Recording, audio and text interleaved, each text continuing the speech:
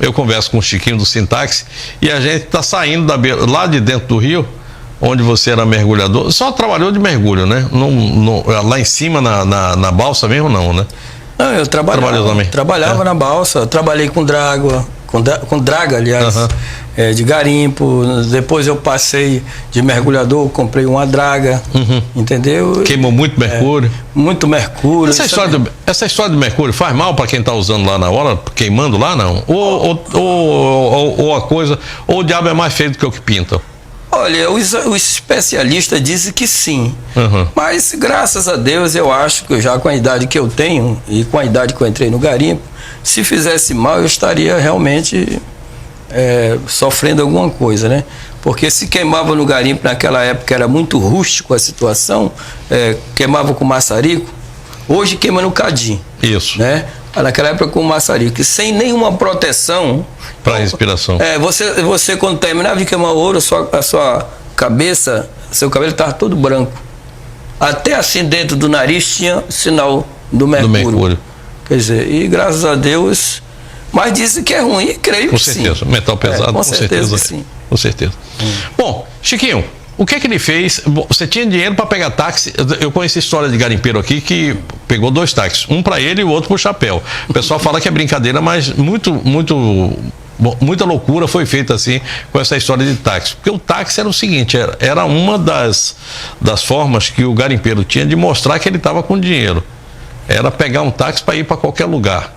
Não tinha esse negócio de andar, tinha que ser com um carro de praça. Como é que você entrou nesse negócio e como é que você veio a ser o presidente do Sintaxe?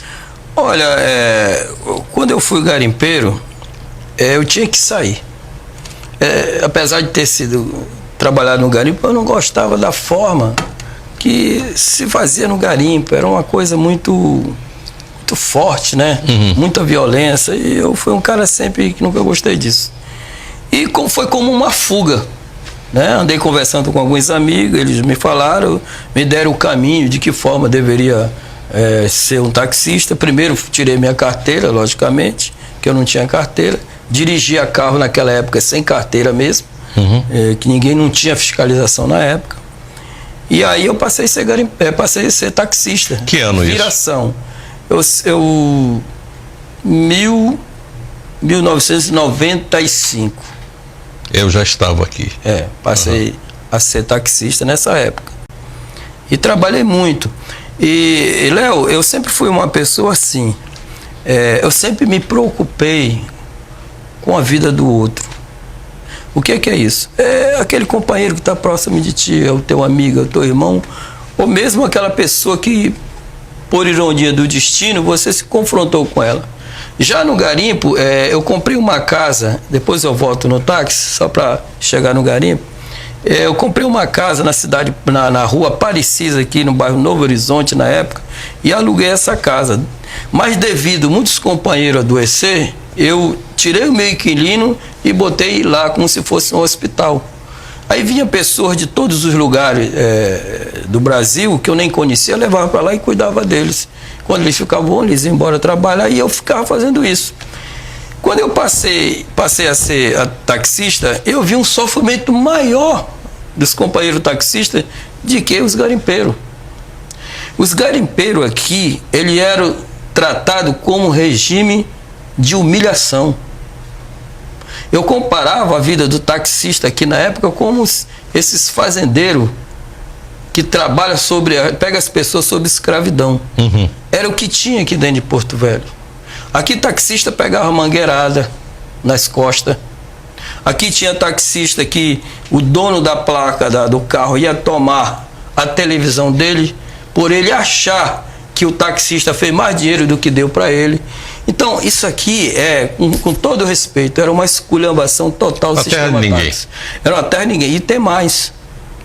Aqui, quando você pegava um táxi nessa época, você não sabia se estava pegando um profissional do volante ou se estava pegando um bandido, um traficante. A maior lavagem de dinheiro que tinha naquela época, uma das maiores lavagens de dinheiro, era no sistema táxi. Onde o traficante fazia, entre aspas, as paradas dele, como chamam, e se ele comprasse um carro ou uma casa, Quando a polícia pegasse esse, confiscava aqueles bens. Ele comprava a placa de táxi. Porque a placa, se fosse minha eu vendesse para você, continuava no meu nome, eu mandava botar uma procuração para você, ia você lá de dentro da cadeia, o migração trabalhava aqui e dava dinheiro pro cara lá na cadeia. Você começou como viração. E eu comecei com viração. E isso foi, eu fui vendo essa situação e eu chegava assim para Deus, sinceramente. Falava, meu Deus, alguém tem que fazer alguma coisa por esses trabalhadores. O cara trabalha a noite todinha para enricar os outros. Aqui quem tinha placa era médico, era delegado de polícia, era policiais, empresários, pessoas que moravam no Japão, nos Estados Unidos. A renda per capita aqui na época era pouca, né, que se vivia só do contra-cheque naquela época, né? E aí tinha que mandar dinheiro, o dinheiro que tu ganha tinha que mandar para fora, para outras pessoas. Então aquilo eu conversei com alguns companheiros, a categoria se rebelou, e eu falei a ela, olha, se vocês quiserem eu faço isso, eu tenho coragem. Pô, tá vindo do garimpo todo sem medo, sem nada, e eu era realmente, botava para cima mesmo, e aí todo mundo, olha Chiquinho, se tu fizer isso, vai para frente. Aí resolvi com a minha categoria. E aí eu tive uma reunião na Câmara de Vereadores. Pedi ajuda da Câmara de Vereadores. Quem era o presidente na época? Deixa eu ver, presidente na época era o Hermínio Coelho. Aham. Hermínio Coelho. Procurou a pessoa certa. Me ajudou muito. É. Aí deixa eu lhe falar. Fiz uma reunião onde estava só os donos de concessões. E quando eu joguei o meu projeto na mesa, os donos das concessões, os barões do táxi que tinha aqui, olharam para mim e falaram, agora tu vai querer tomar o que é dos outros? Digo, não estou querendo tomar. Eu só quero igualdade no sistema. Que o direito que você tem, o próprio Viração também tenha. Eu não estou tirando o teu direito por ter uma, duas ou três concessões. Eu só quero que tu trabalhe, que tu trate bem o teu trabalhador. Que através dele, que ele trabalha noite e dia sofrendo assalto, tentativa de homicídio e etc., carregando bêbado para te dar o teu dinheiro. E aí muitas vezes tu não reconhece o valor dele. Quem era governador nessa época aqui? Nós estamos começando a falar aqui da fundação do Sintaxe, né? Não, aí não. Foi antes da revolução que aconteceu no sistema táxi, certo? Foi aí que a gente entrou formalizando uma lei. Eu fui, Léo, o cara mais procurado na época para morrer dentro de Porto Velho. Atiraram na minha casa. 2 caras tentaram me matar na chegada da minha casa. Deram tiro na casa do secretário de transporte, na época era o Cláudio Carvalho. Deram tiro na casa, no carro do Dr. Mário Jonas, na época, por causa desse sistema. Eu tive de sair daqui para ir para os 3 Capelas. Passei 15 dias lá escondido, quando tentaram me matar. Quando eu voltei para cá, para Porto Velho, eu morava 2 meses num bairro, morava em outro bairro e ficava fazendo rodízio para as pessoas não saberem onde eu morava. Passei 2 anos, Léo. Passei 2 anos sem ver a minha família. Deixa eu te perguntar uma coisa. Nós estamos falando disso aqui já agora, quando era prefeito o Roberto Sobrinho. Foi quando houve aquele momento em que acabou virando também aquela questão do mototáxi e tudo isso. Eu quero voltar um pouco antes, na época que você começou a trabalhar com táxi, que era tudo desordenado. Quem foi que organizou isso? Quem era o prefeito na época? Quem foi que deu os caminhos para que a gente chegasse ao... Por exemplo, você tem hoje um terreno que foi doado pelo governador Jorge Teixeira. Isso. Mas você, nessa época, já era ligado a um movimento de táxi? Não era. Eu tenho 20 anos, aproximadamente, de taxista. E tenho 9 como presidente do sindicato. Na época, tinha os outros presidentes que me antecederam, que era o Xavier Cardoso, o Pimentel, o Ramalho, né? O Delone, certo? E outros que estavam bem mais atrás. Naquela época, quando foi dado aquele terreno pelo governador Jorge Teixeira, que, por sinal, eu nunca tive amizade, eu vi ele assim vagamente, e vi um homem muito bom. Eu vi aquele homem aqui no bairro Nova Porto Velho, numa caminhonete. Eu nunca vi ninguém, um político, fazer isso.